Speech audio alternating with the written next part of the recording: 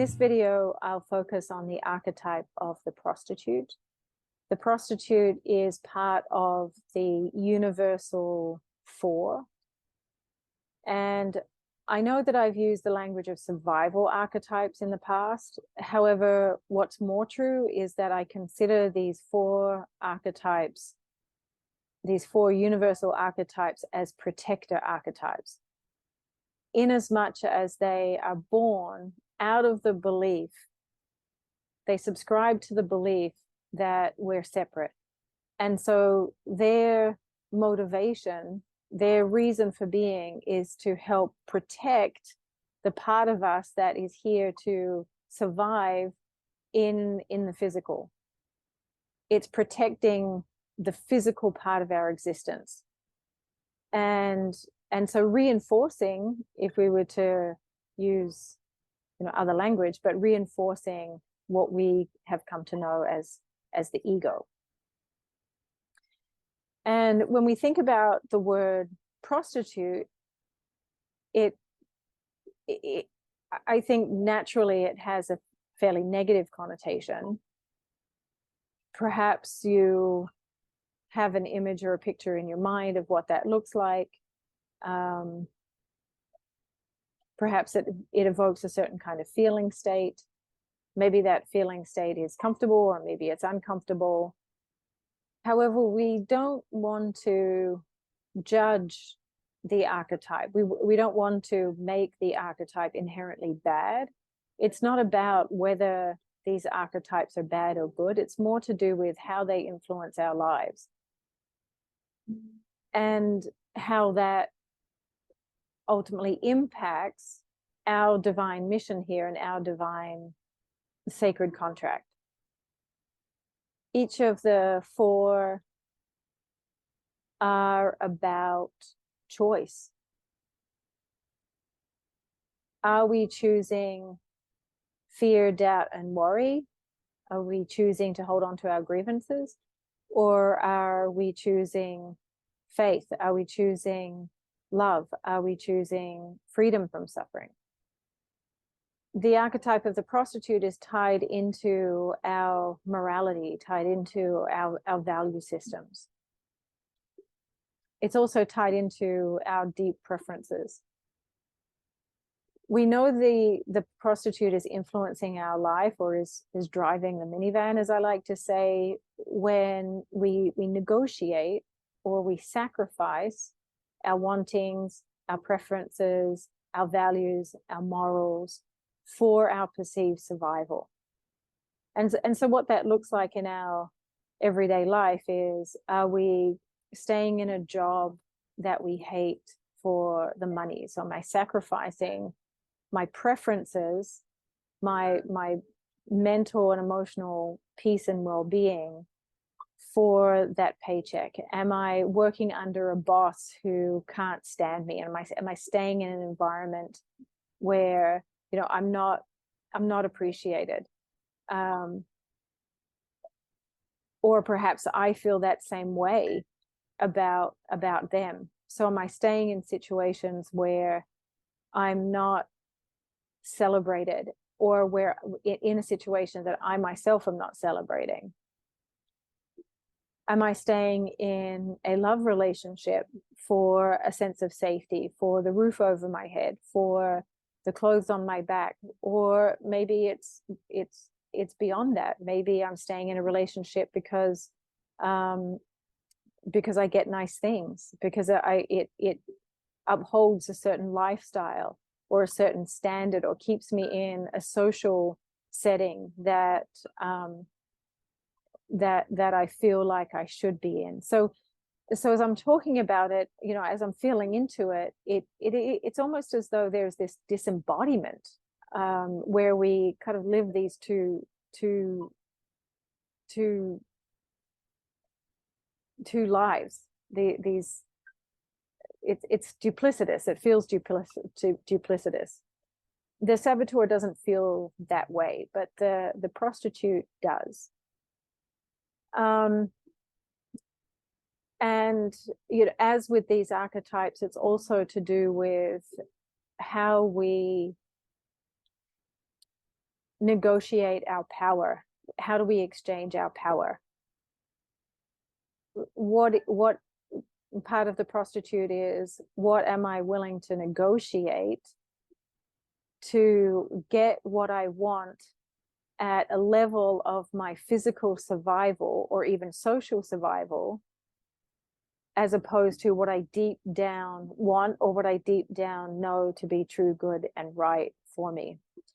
And so when I negotiate and manipulate and strategize, and even so, I sell my integrity, I sell my values, I might even sell my body, not necessarily literally, but in exchange for the lifestyle, or in exchange even for attention or for love, actually, then I am showing, I'm communicating to myself and to God that I don't have faith in a greater power.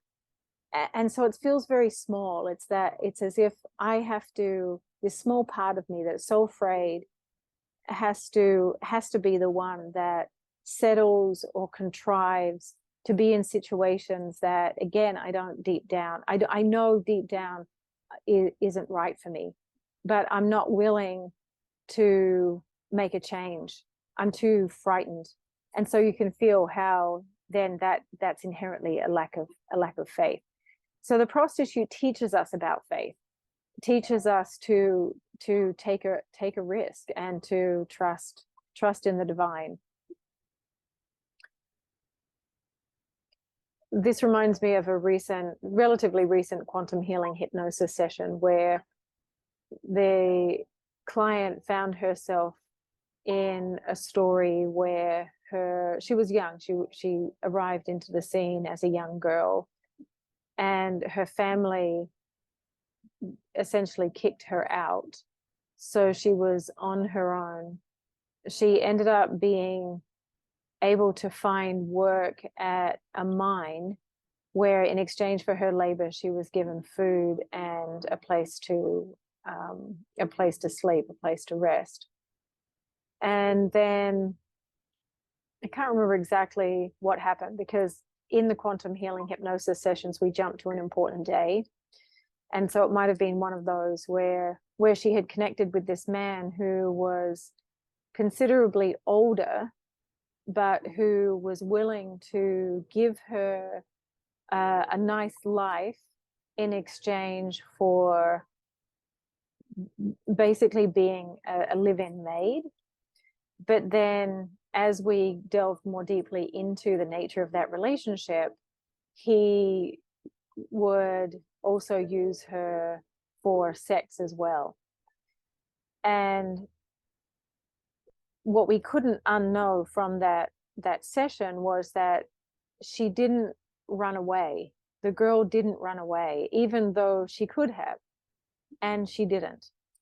So how that life ended up going was that, in time, the man was a little shifty. He was doing deals, and in time, somebody who he had done a deal with had gone bad, and he ended up passing away. And this was after she had already had children with him. It was also actually after she had agreed to marry him. And I'm bringing this story up because, so after he passed away, she got the house, and it was a very nice house. He was doing very well for himself. And so through the marriage, through the children, and then ultimately through his passing, she became the woman of the house. And so we can see through the trajectory of this story how she went, how the prostitute evolved into an empowered position and an empowered state of grace. And what was so interesting about this session is she actually didn't have trauma from what was essentially rape, because she didn't want to have sexual relations early on in the relationship with this man, but she did for the exchange of the roof over her head, a nice place to live, nice clothes. But then she in time turn the story around by getting married to him, having children with him, and then eventually, as I said, when he passed away, she became the lady of the house. So by the time that we got to the end of the session, it was a good life. She had had, in hindsight, a very good life.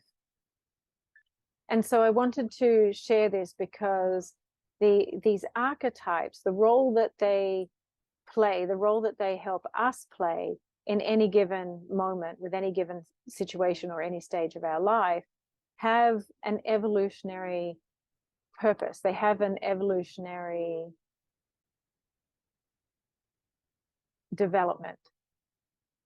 Now, on the other side of the prostitute coin is the pimp, where we have used our own power, our own influence, our finances, our position to manipulate someone else into giving us what we want, or into silence, into even doing the dirty work for us. And so what if I were to ask you to use your imagination as the bridge and check in and ask your infinite wisdom to show you through your imagination the archetype of your of the energies of the prostitute, so you can get a visual. How tall are they? What clothes are they wearing? From what genre? How old are they? And get a sense of how they appear to you. What is the expression on their face? What is the look in their eye? What is their stance? How are they holding their body? Because we can get a sense by doing that little exercise of imagination to get a sense of how your prostitute negotiates and manages power.